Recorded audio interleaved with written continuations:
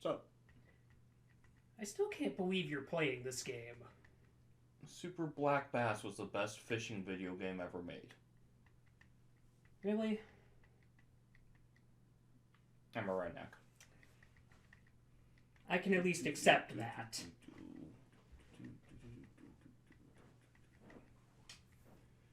There we go. No. It's not real, buddy. It's not real. You don't even like bass. It's not real. It's... Lost it.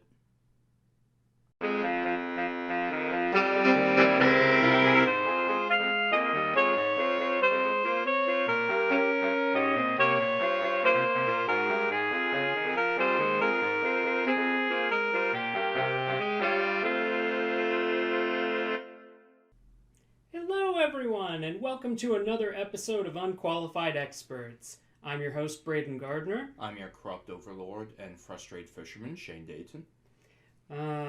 Someday Brownie will catch the glass fish. He won't, and you know it. I prefer to encourage him. I believe in his ability. So long as he doesn't break the CRT TV. Bears are big. CRTs are tough. So, if you like the really, really unusual old school games, you probably got the idea that we are going back to the wonderful, nostalgic land of retro. Because, let's be honest, and I think Braden will agree with me, Super Nintendos were dope. Best console, not close. Yep. Fight me. It was rad. I'm going to throw out all the 90s slang with this now. So, with a lot of these games, some of them, they hold up. You play them 20 years later, and you still enjoy the hell out of it. Others, look, nostalgia is nostalgia. There was nothing wrong with that. But we each wanted to revisit. We did this with the NES, and now we want to go back to the awesome Super Nintendo and just pick out some games. So, while I usually like the really weird, isolated, the quote-unquote, where the hell did you ever even hear that game type choices, I noticed there's a pattern on my long list of games I loved. Sports and RPGs came up a lot. And since a few of them that didn't fit into those two categories end up on Braden's list, I decided just to lean into it. And my list is it's also going to have RPGs because I feel the SNES was kind of the golden era of RPGs. It showed it could be a successful genre and opened up the way for everything that followed. Because people forget those were not mainstream back in the days. That said, my list is not going to contain a lot of the AAA classics. They're obvious shoo-ins for a top 5 list. We've all heard of Final Fantasy and Castlevania and Zelda and Super Metroid. None of that's going to be on my list. I elected to pick games that weren't hyper mainstream. So that said, I will go ahead and kick in based on the opening. So number 5 is what I call my sports special. There were 2 sports games that really stood out on the Super Nintendo. Super Black Bass. Yes, you had to be a special type of redneck to love a fishing video game, but here we are. And Tecmo Super Bowl 3. So Super Black Bass, look, it is what it is. As far as a pure fishing video game, it is the best that was ever made. It was different. They actually put some effort into making it work.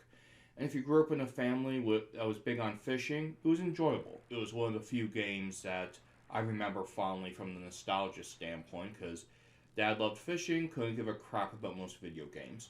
But he enjoyed watching us play that one. So there is that tie-in for me. And it was a challenging game. The mechanics were actually very good for its day. And it was well designed for the time. Super Tecmo Bowl 3 was just awesome. There has never been an NFL video game that was so far ahead of every competitive peer at the time. It's one of the best NFL video games ever made. It blew away the competition. You could create your own players. It was just such a good system, good schedule. It was the first really, really good computer football game. And if you loved sports video games back then, you played it. That's just all there was to it. That's fair. I mean, I still don't understand the love for the fishing game a lot of people I knew really enjoyed it, and more power to all of you out there. I grew up in the Midwest, so did Shane. Not a shock that a lot of people liked a fishing game. I mean, heck, you can still find Deer Hunter arcade games at various retail stores in Iowa, even in the year of our Lord 2021. And every other bar. And every other bar. And a few other places where you're like, huh, why is this here? Okay. As to Tecmo, I mean, yeah, it's just, I'm not a football guy. I'm not a sports guy. It's not for me. Honestly, the only football game I really got into was on the N64. I would argue NFL Blitz was in a very similar position compared to the Super Bowl game, but that was my favorite game ever. I would not call that a pure football game. I mean, that's fair. What if we could make football like Mortal Kombat? Look, I have no issue with this. None whatsoever. It was great. It wasn't on the Super Nintendo, though. I know. It's not fair to compare a next-generation console to a previous-generation console in that context. I understand that. So, go on with your number 5 then, good sir. Well, fair enough. I mean, my number 5 is a game that takes me way back to the days of my youth. My best friend at the time and I would play this game a lot on weekends when he could get access to a Super Nintendo, and we'd play it on this tiny little black and white CRT. And, you know, I have a lot of fond memories playing it, and it was just as fun to play it, and equally as frustrating to play it, when I looked back on it 20-some-odd years later, and that was WWF Wrestlemania, the arcade game. Oh, I love that choice. It's a sports game on my list. I know, you're all shocked. I am too, to be honest, but by the same token, this game has a lot of cool stuff going for it. For one, it wasn't a game put out by LJN, who was responsible for pretty much every other WWF game on the Super Nintendo. Major points there. Mm-hmm. What sets this one apart from a lot of other wrestling games is that this one was actually much more akin to a fighting style game like Mortal Kombat. And it was really, really cool. It was published by Acclaim, and you had your choice of 6 characters, and you could either play these wrestlers against a buddy or against the computer. And apologies if I butcher names. I love this game. I don't really follow wrestling. So you could play as either Doink the Clown, Bret Hart, Doink. Razor Ramon, Shawn Michaels, The Undertaker, and Lex Luger. And each has their own combos and signature moves that they bring to the table. It was a ton of fun. A lot of combos that you can enable throughout the course of gameplay. Doink is obviously the most ridiculous one, so naturally it was the one I gravitated towards. And while probably not the best character, I'd be lying if I said that you wouldn't have a blast hitting people with mallets and hitting them with shocky gloves. Although if you grew up with WWE back in that era, when it was still WWF, do yourself a favor and go to YouTube and look up anything on what happened to Doink the Clown. It is as insane as you would expect someone who made a living as Doink the Clown as a wrestler would be. It's great. Intrigued. Clown wrestling midgets. Go on. I don't feel like I need to. You know what? That is 100% fair. So, that's my number 5. So, we'll move on to your number 4, Shane. What have you got for us? Okay, number 4 is interesting, because not only do I feel like it's one of the most underrated RPGs from a fun standpoint that's been played, but it actually kept me from playing number 1 on my list for multiple years, because it was that fun. You know, back in the days of video game rentals where you had to go to the store. And that is Breath of Fire 2. Ooh, classic. Now, in fairness, Breath of Fire 1 was another great RPG. No shade on them. It was solid. It also gets lost on the shuffle because there were so many good RPGs on the Super Nintendo. But Breath of Fire 2 was even better. It was super enjoyable. It had one of the best open world usages of any game at that point, where you could just explore around, do various things, find the mole character, dig for hidden treasure, way more often than actually following plot. So, you know, it prepared you for being a D&D player in that respect. You had a wide cast of characters. They were fun to play, minus the really, really annoying frog, but, nothing's perfect. It was its thing. Plus, you got to make your whole old hidden village. You save someone, they carve out tree houses, and this was back in the days of Insanity when you couldn't Google which characters give you a bonus.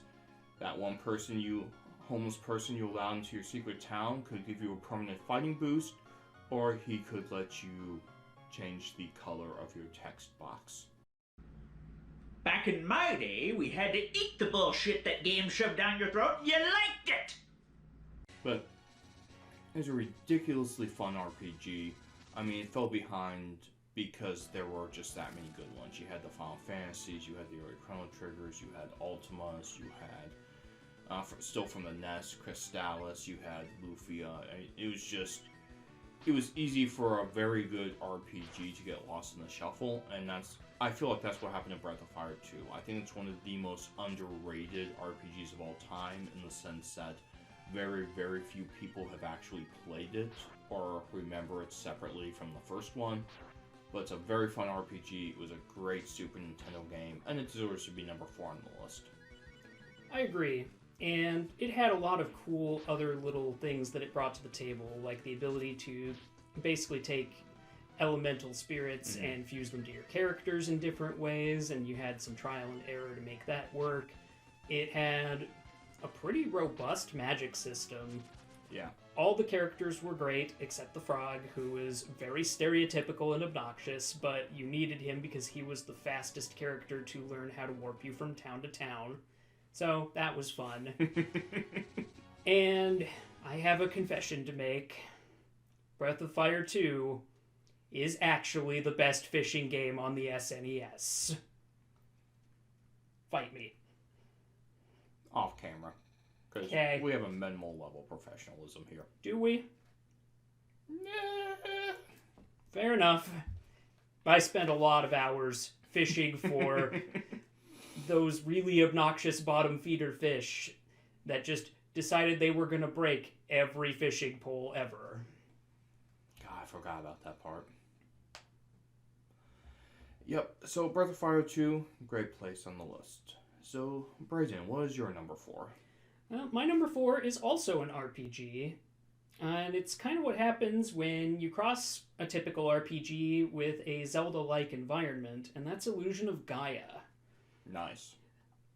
Illusion of Gaia stars Will, who's a boy from the town of South Cape, and he's got an impressive destiny about to unfold, which you figure out pretty quickly when you're wandering around in town and suddenly he can walk into a gate with stars in it. Suddenly you're talking to a stone statue about stuff and things that shouldn't make any sense, but start to as you progress through the game. You get the ability to transform into different characters, which is pretty awesome, and the leveling up system is very unique for that era. Rather than having a traditional XP system, if you defeated all the enemies in a given room, you just received a permanent stat boost. Whether it be a health bump, or a defense bump, or a damage bump.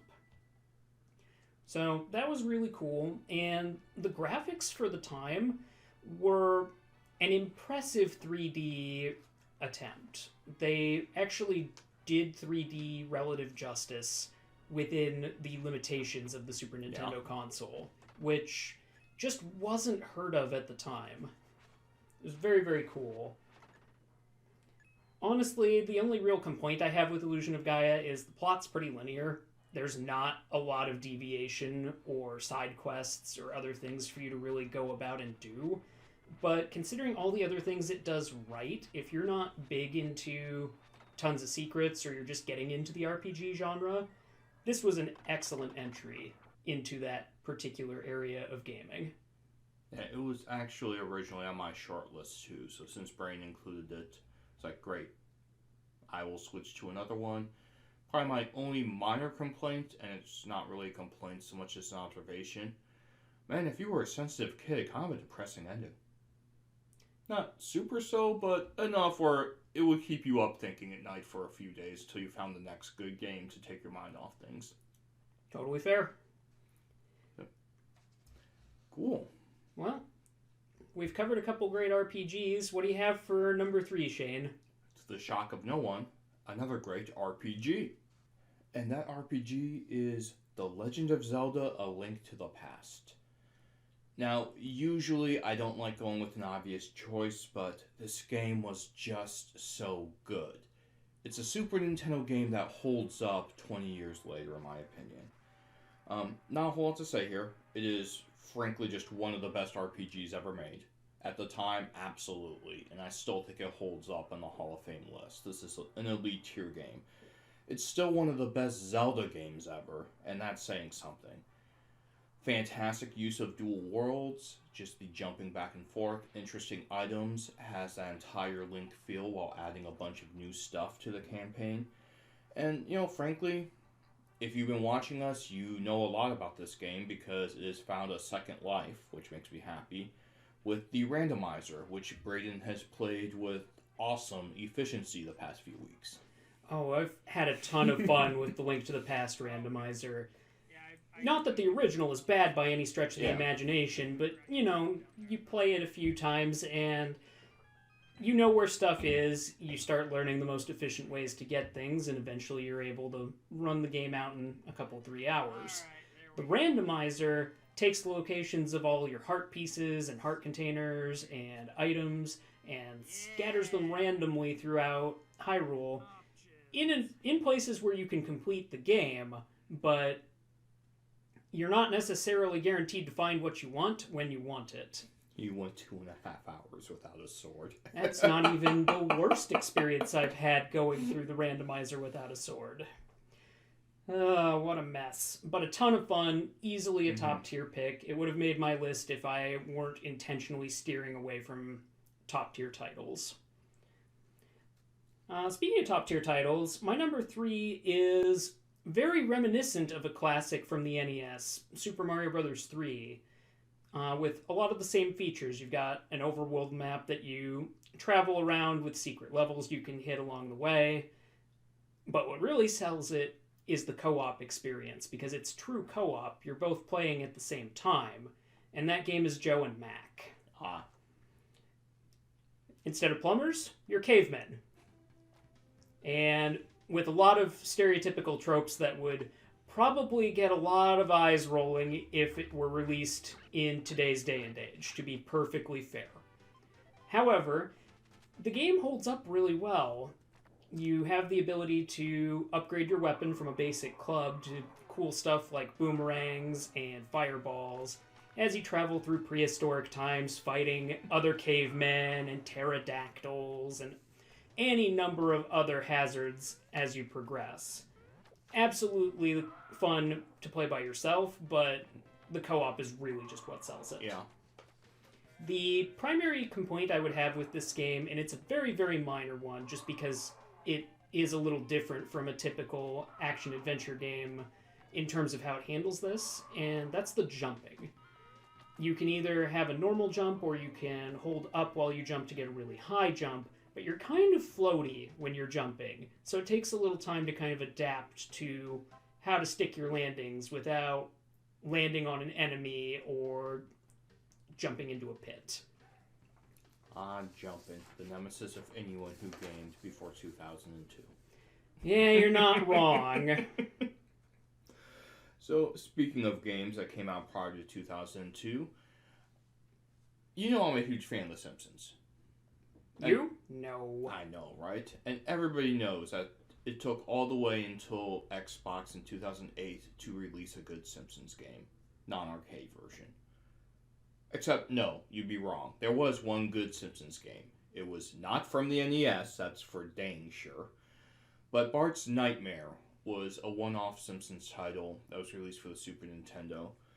And aside from being the only sports non-RPG game on the list for me, really good game. There is a lot of nostalgia here. I will open up with that, because it features both the best and the worst of the old-style Super Nintendo scrollers.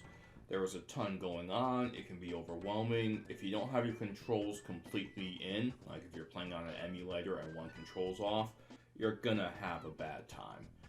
But really cool level ideas. You got to play in an itchy and scratchy cartoon. Sometimes twice if you had a really bad roll of random luck. Especially that second run through. They almost always won. You could be Bartzilla destroying Springfield, or fighting Homer Kong. They were just fun, very Simpsons type stories, ideas, levels, and it was a lot of fun. Like, it would not hold up if it was released today without any nostalgia, but it's a kind of game where the levels were original, the gameplay was different. It was a very change of pace video game, and if someone actually decided to do a remake of this, it could actually be a really, really fun game on a more advanced system. You know, the irony is not lost on me that the Simpsons title that won't give you nightmares like Bart versus the Space Mutants or Bart versus the World so bad is actually the one named Bart's Nightmare. Speaking of nightmares, welcome to the zombie apocalypse. So good. You have two kids who are tasked with saving their idiot neighbors in a variety of normal and fantastical locations in Zombies Ate My Neighbors. Such a good pick. I completely agree. I have played an awful lot of this game in my life, and I regret none of the hours I've spent in it. I mean, you had your golden era of RPGs, and they were great, but if you wanted the best possible co-op experience, this was it. Yeah. Not close.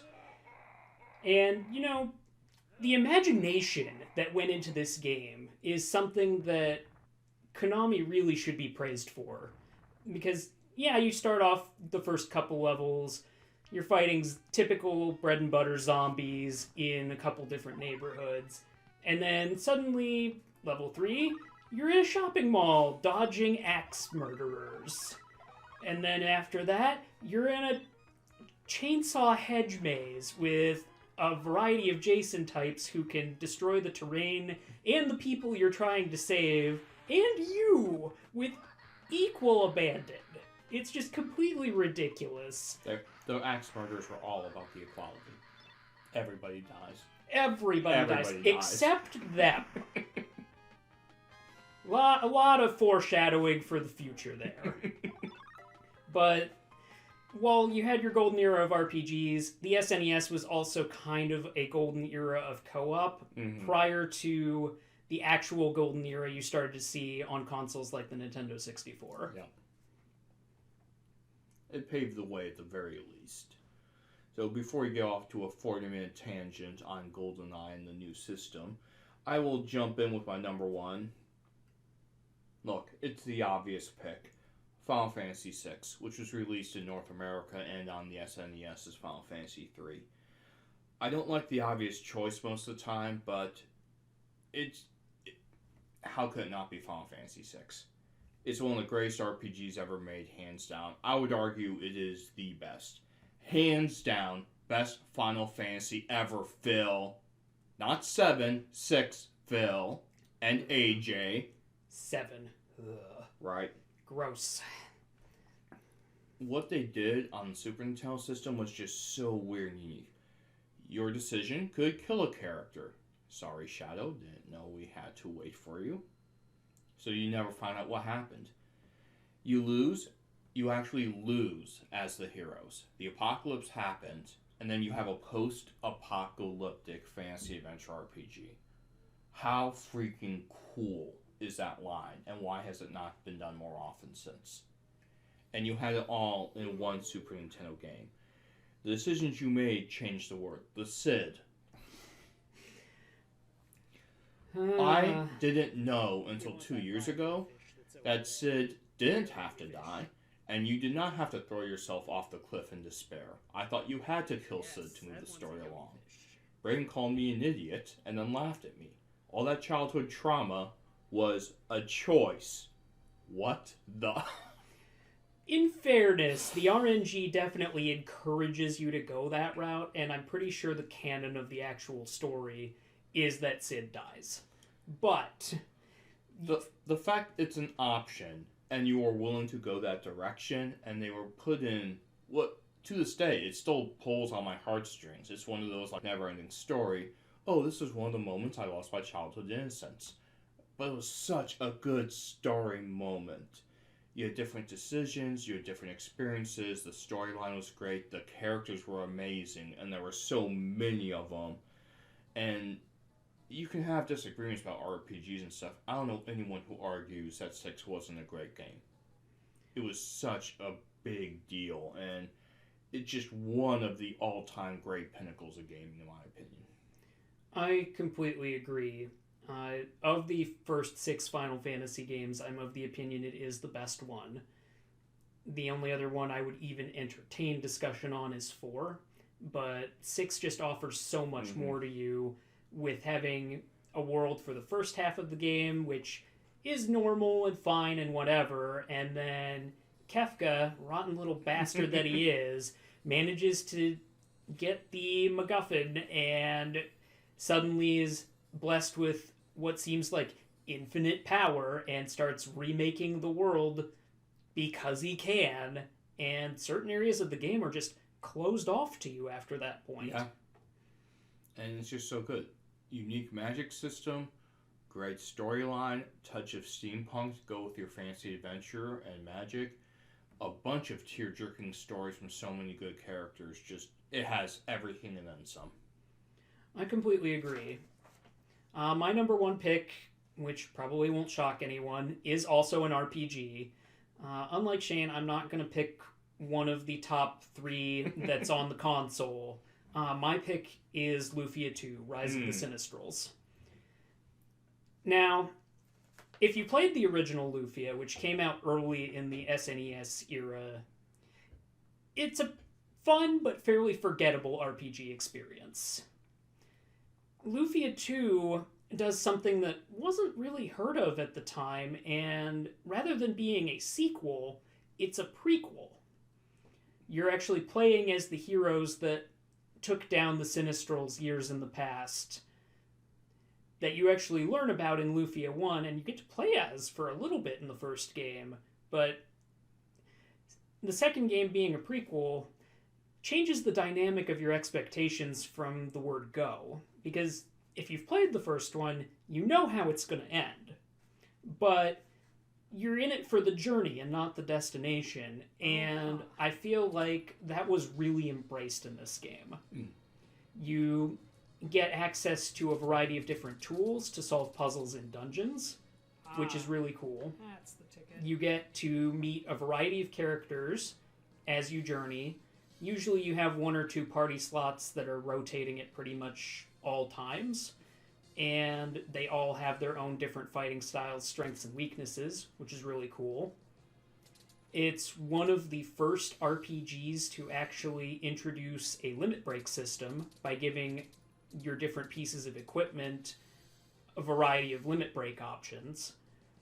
And probably my favorite part of this game is that it gives you an honest-to-goodness dungeon crawling experience in the ancient cave, where you will spend hundreds of hours grinding gear that you can then eventually take back in with you, since the ancient cave normally strips you of all of your stuff and levels before you go in, except for these special treasures you Let's get see if we can get some as you loot explore. boxes. So every Might time you have go to in, you start at level 1. some stuff You up dig to our down to friends. about level 21 or so, and you need to open literally every box, because somewhere in the next few levels is going to be your exit item. And if you miss it, well, your choices are either to go all the way through the 100 floors and hope for the best, or get TPK'd and lose all of the stuff that you found along the way. I have spent hundreds of hours in this environment, and foresee I will spend hundreds more in the years to come. Truly a great experience. Nice. So, with all that being said, those are some truly amazing games from a console that really, it makes me really happy to see the Super Nintendo getting as much love as it is nowadays, because it really did set the stage for so much of gaming that was to come. So, What are your thoughts on it? Which games have you played? Which do you agree with? Which do you vehemently disagree with? Let us know in the comments. What did we miss? What should we be picking up? So we'd love to hear from you. And until next time, great gaming! If you like what you just saw, please support us by hitting that like button and subscribing to our channel for more great gaming content.